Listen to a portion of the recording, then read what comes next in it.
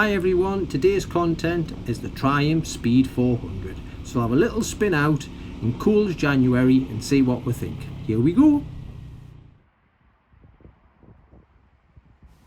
So let's have a little walk around and see what we think. Well, first of all, with no badges on, you could tell that was a Triumph engine by that lovely crank casing.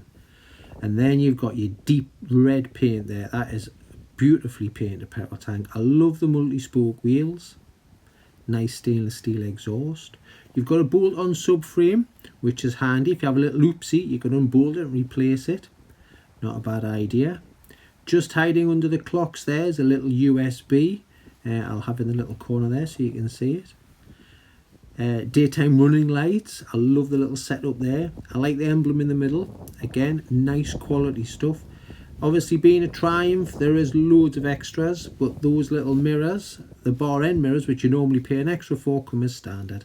I mean, you can't go wrong. For £5,000, this is a very well put together motorcycle.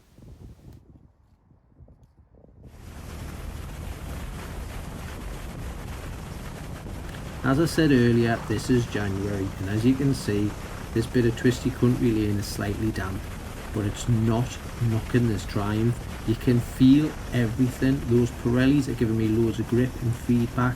Those 43mm big piston forks, easy for me to say, are just plush and lovely. That rear shock is absorbing the bumps.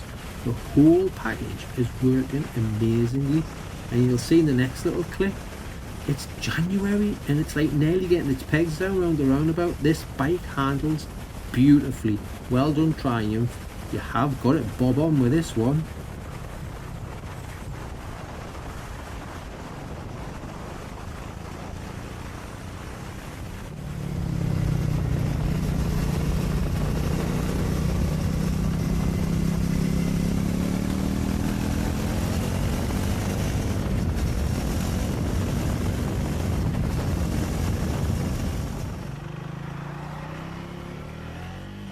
As we head down this dual carriageway, I'll have a bit of chat about the motor, which you see performs really well.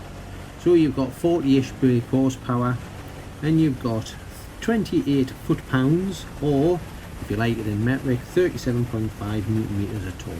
So plenty of torque, and you can see it's quite happily there, 6th gear, pulling along, and a whiff of throttle, it quite happily goes up to 70. There we go. So yeah, dead happy on the dual carriageway here.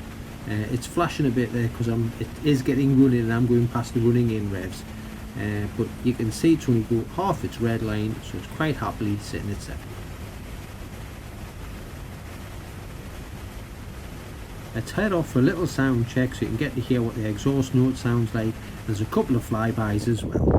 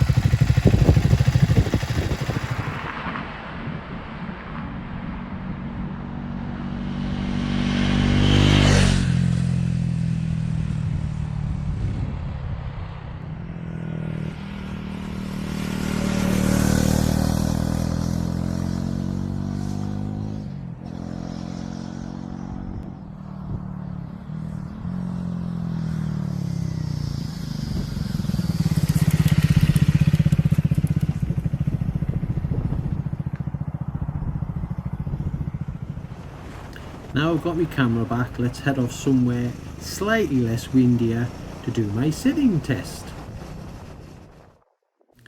Yes, if you follow my channel, this is the sitting test. This gives you an idea of the proportions of the motorcycle with Mr. Average sitting on it. Here he comes, 5'10", 32-inch inside leg.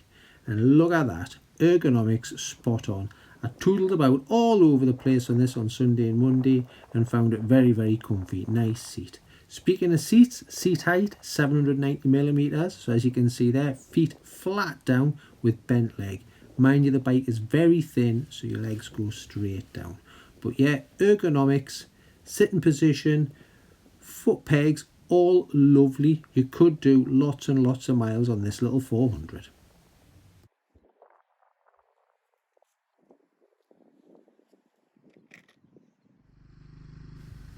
One thing I did notice about the speed round the town is it's not as forgiving as the Scrambler. The Scrambler will sit in top gear at 30 mile an hour and purr along. This complains slightly. However, this is better on the dual carriageway. The Scrambler has a bit of a buzz. And if you want to find out more about the Scrambler, I do have a road test on my channel, so please go and check it out. As I said, it's a bit windy today, so we're heading off somewhere indoors to have a look at the dash and see what you get for your £5 grand.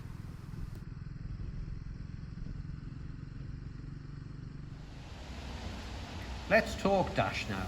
So we'll turn it on. Get a lovely big analog speedo and an information on the LCD side of things. Obviously all your warning lights will go off once I fire the bike up. You've got your gear indicator, your rev counter, fuel gauge along there, and your info in that box there. Then to scroll through the info, you use the I button here, and I'll try and get both in so you can see. So there you go, simple as that. Press the I button and it scrolls through the info. Let's see what info you get. So you've got an odometer, trip 1, trip 2, miles to the gallon as you're riding along, calculated for you, average miles to the gallon the bike's done, what it's got left in the tank, and then your traction control, you can turn it on or off. Obviously your set button, so we'll press that, see what set is. Ooh, you can set your clock, and you can set your units. So obviously if you're in the UK, you can go for miles, and if you're in Europe, you can set it for kilometers. And that's it. A nice, easy, clear to use, straightforward dash.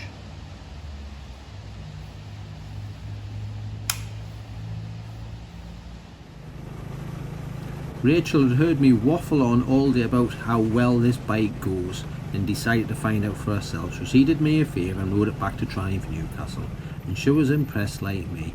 She loved how light it was, and it is light at 170 kilograms curb weight, so that's wet, that's with everything in. And she agreed with me on how well it handled and how planted it felt. But we both found the clocks dazzlingly bright. Now it may be pilot error, we may have the daytime running lights on, which if the daytime running lights on are as bright as this, you can actually see the beam on the road, then who needs a normal light? But yeah, the dash was really bright, quite off-putting. But if that's all we can find wrong, what a brilliant bike.